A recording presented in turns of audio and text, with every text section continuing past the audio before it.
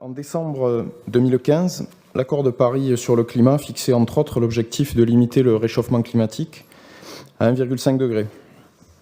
Et nous fêtons aujourd'hui les 5 ans de cet accord. Et à cette occasion, Antonio Guterres, le secrétaire général des Nations Unies, a appelé le monde entier à déclarer l'état d'urgence climatique. Et il a fait la déclaration suivante. Avons-nous fait des progrès lors de ce sommet de 2015 ? Oui. Avons-nous fait assez pour limiter le réchauffement à 1,5 ? Non. Alors il me semble que ce diagnostic mondial est aussi pertinent à l'échelle du Grand Albigeois. Des choses ont été faites par l'agglomération en matière de développement durable, oui, et j'en remercie tous ceux et celles, élus, techniciens, agents, associations, citoyens, qui ont œuvré et qui œuvrent dans notre collectivité pour cela. Mais je pense que nous avons tous conscience qu'il nous faut aller beaucoup plus loin, car ce sont nos vies et celles de nos enfants et petits-enfants qui sont en jeu. Dans 2 domaines en particulier, je voudrais suggérer quelques pistes et faire certaines propositions. Alors, tout d'abord sur les mobilités. En matière de transport urbain, ce qu'il apparaît, c'est que le cadencement du réseau de bus peut être amélioré, que les parcours également peuvent être améliorés. Toujours sur les transports urbains, il nous semble que la gratuité doit être explorée plus en profondeur, beaucoup plus en profondeur. Je renvoie à la délibération que nous aurons plus tard dans la soirée concernant la gratuité pour les nouveaux arrivants. Alors cela va dans le bon sens, mais c'est beaucoup trop timide. La gratuité associée à un meilleur cadencement des bus permet d'augmenter la fréquentation. À Dunkerque, par exemple, 200 000 habitants, la gratuité totale des transports en commun est en vigueur depuis 2018, après 3 ans d'expérimentation les week-ends. Depuis 2018, c'est une hausse en semaine de 50% et du double le week-end. Alors c'est un coût financier, bien sûr, pour la collectivité, mais c'est un prix à payer pour lutter contre le réchauffement climatique. Ce n'est pas une recette miracle, mais c'est un levier pour transformer les modes de déplacement, à condition que ce soit associé à des mesures réelles pour réduire la place de la voiture.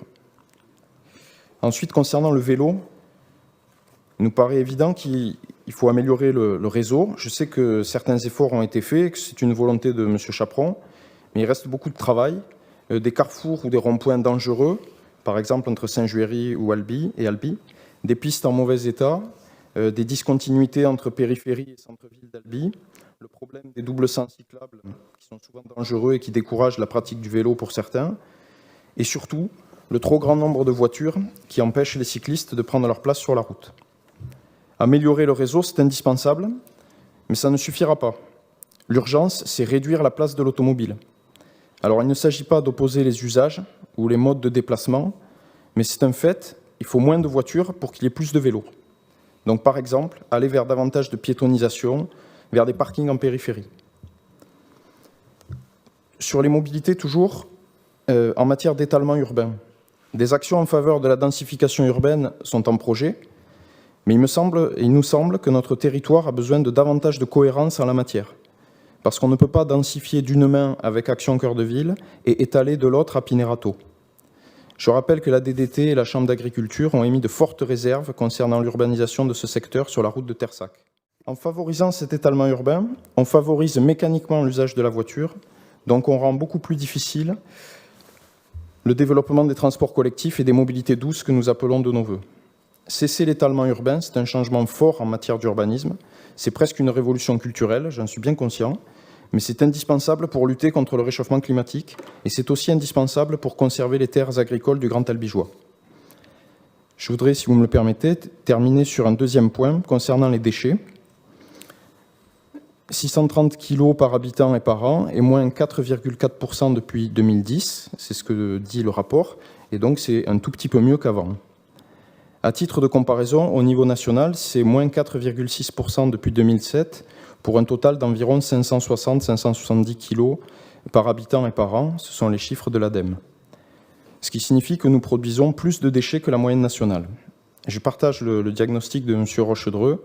Nous ne sommes pas les meilleurs élèves pour le tri de nos déchets, donc il va nous falloir progresser. Il faut augmenter le tri sélectif. Des efforts sont menés, tant mieux. Et il nous faut surtout baisser la production de déchets, donc il nous faut aller plus loin. Je prends qu'un exemple, le plastique.